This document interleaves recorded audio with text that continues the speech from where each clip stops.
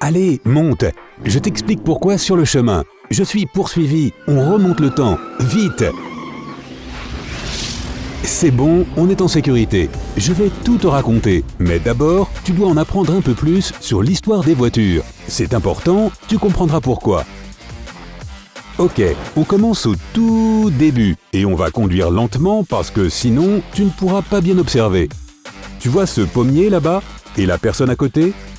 Ne l'embêtons pas parce que c'est Sir Isaac Newton. Oui, le Isaac Newton. Et on est en 1687, l'année où il a publié ses travaux sur les 3 lois du mouvement. C'était sans doute l'impulsion dont les ingénieurs avaient besoin pour commencer à réfléchir aux automobiles. Mais il a fallu presque un siècle entier avant que la machine opère. On accélère. Et nous voilà en 1769. Je ralentis à nouveau parce qu'on est en train de dépasser le premier vrai véhicule sur route de l'histoire. C'est une voiture qui fonctionne à la vapeur et qui a été inventée par Nicolas-Joseph Cugnot. Elle était à la base destinée à l'armée.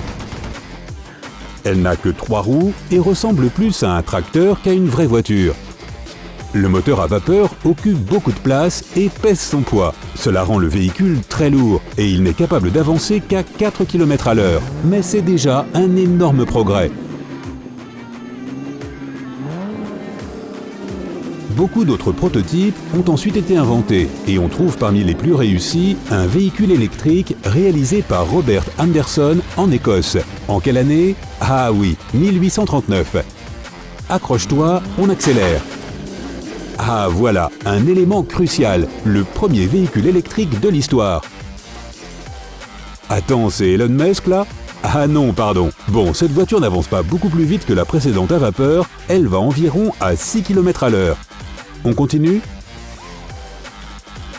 Et regarde bien autour de toi, il y a des véhicules à vapeur partout. Mais ils connaissent leurs derniers jours parce qu'en 1840, ils seront interdits au Royaume-Uni. Ils sont trop lourds pour les routes. On va jusqu'en 1845, accroche-toi, voilà, tu vois, on construit un chemin de fer là-bas. C'est la conséquence de l'interdiction des véhicules à vapeur. La première vraie voiture a été inventée en 1886 grâce à 2 personnes. Allons voir. Nous sommes en Allemagne. Tu les vois? Sur la gauche, un véhicule plus traditionnel à 4 roues créé par Gottlieb Daimler et qui n'était pas à vendre. À droite, une automobile à essence fabriquée par Carl Friedrich Benz. Elle a 3 roues et n'a jamais été vendue en série non plus. Les deux étaient les résultats de tests d'ingénieurs très talentueux et, comme on le verra, ils ont eu du succès. On saute en 1891 et on se retrouve entouré de voitures Peugeot. Tous leurs moteurs ont été brevetés par Benz et Daimler, qui ont créé leur capital d'origine en vendant ceux-ci. Mais si on avance en 1901, tu verras les premières Mercedes conçues par Wilhelm Maybach, le partenaire de Daimler. D'ailleurs, regarde bien, tu vois, il n'y a pas assez de voitures pour créer un bouchon, mais beaucoup d'entre elles sont identiques. Ce sont des Benz Vélo, les premières voitures à être produites en grand nombre avec un design similaire. Avant ça, chaque voiture était unique, comme on peut encore le voir. Maintenant, on passe par les États-Unis. Ici, en 1893, donc avant notre année actuelle, les frères Charles et Frank Dury&A ont assemblé leur première voiture à essence. Ils sont vite devenus les plus grands fabricants de voitures des États-Unis. Aujourd'hui, donc en 1901, ils ont vendu des dizaines de limousines luxueuses, que l'on distingue mal au milieu de tous ces véhicules sans toit, tous rigoureusement similaires. Ce sont des Oldsmobile Curved Dash, les premières voitures produites en série aux États-Unis. Ransom Ellie Olds a inventé le prototype de ligne d'assemblage et a démarré à Détroit pour y fonder son entreprise. Ces voitures vont régner sur le monde de l'automobile pendant encore 3 ans. Mais on va aller 7 ans plus tard, en 1908, parce que... c'est là que les choses sérieuses commencent. Tu vois cette forme devant nous? Ça te dit quelque chose? C'est la Model T, la plus célèbre voiture produite en série, inventée par Henry Ford, la Tin Lizzie. Grâce à des lignes d'assemblage révolutionnaires, il ne faut que 93 minutes pour assembler une Ford T. Si tu veux savoir ce qui se passe dans 20 ans, voyons voir. Voilà, 1927, et la route est remplie de Lizzie. Ford a déjà produit plus de 15 millions de ces voitures. et les a améliorés au fil des années pour les rendre plus efficaces et plus confortables tout en restant abordables. Et noirs. Oh, regarde cette Model T qui descend la montagne. J'adore ça. En fait, elle monte, mais à l'envers. L'essence parvient au moteur grâce à la gravité et la marche arrière donne plus de puissance quand on est sur une pente. Aïe, on est bloqué pour un bout de temps dans ce bouchon. Et si on passait 1 ou 2 décennies? J'appuie juste là. En quelle année sommes-nous? Ah, 1937, une décennie plus tard alors. Les embouteillages sont encore plus gênants, mais au moins, nous ne sommes pas coincés dedans. Oh waouh, regarde ça, c'est une Duesenberg Model J, la voiture la plus luxueuse et la plus puissante de la première moitié du siècle. Imagine, son moteur est un 265 chevaux et une version plus puissante en atteint 320. Elle accélère, essayons de la suivre. Je me demande qui est dans cette Duesie, parce que seuls les plus riches peuvent en acheter une. On dirait qu'elle va trop vite, même pour moi. Génial! Parfait, avançons encore un peu et voyons ce qui nous attend. On est en 1965 et l'industrie de l'automobile est en plein boom.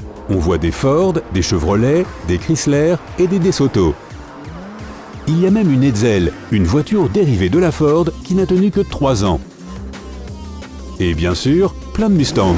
Celles-là ont survécu à tout. Même à notre époque, elles sont encore plébiscitées. On les surnomme les Pony Cars et elles ont inspiré bien d'autres fabricants. On avance encore. Tu ne t'y attendais pas, hein? Ah, c'est parce qu'on est dans les années 1970 et les voitures sont partout. Je ne te dirai pas l'année exacte, mais regarde autour de toi, rien de doux dans ces voitures. Seule de la testostérone à l'état pur. Elles sont dures, puissantes, géniales.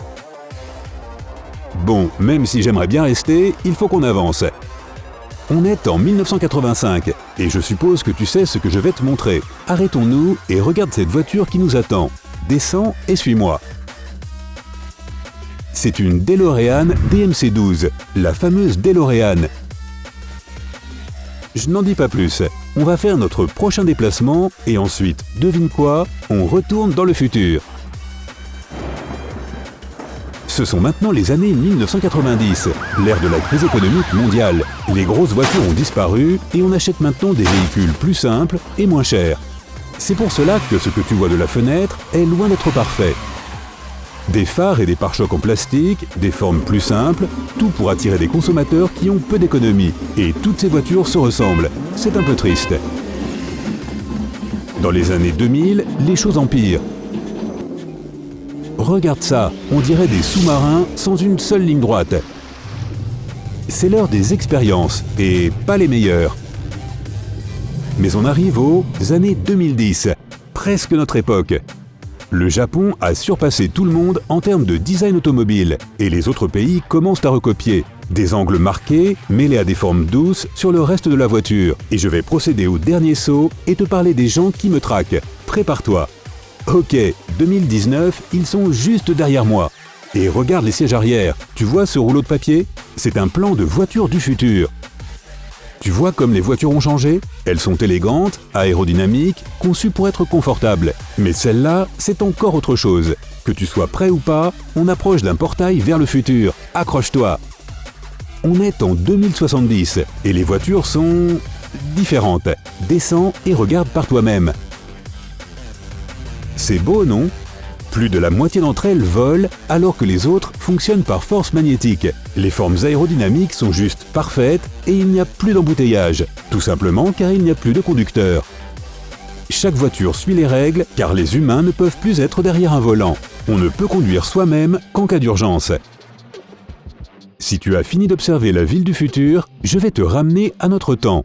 En avant, ma fidèle DeLorean! Si tu as appris quelque chose de nouveau aujourd'hui, aime cette vidéo et partage-la avec un ami. On a plein d'autres vidéos pour toi, choisis juste celle de gauche ou de droite et reste avec sympa.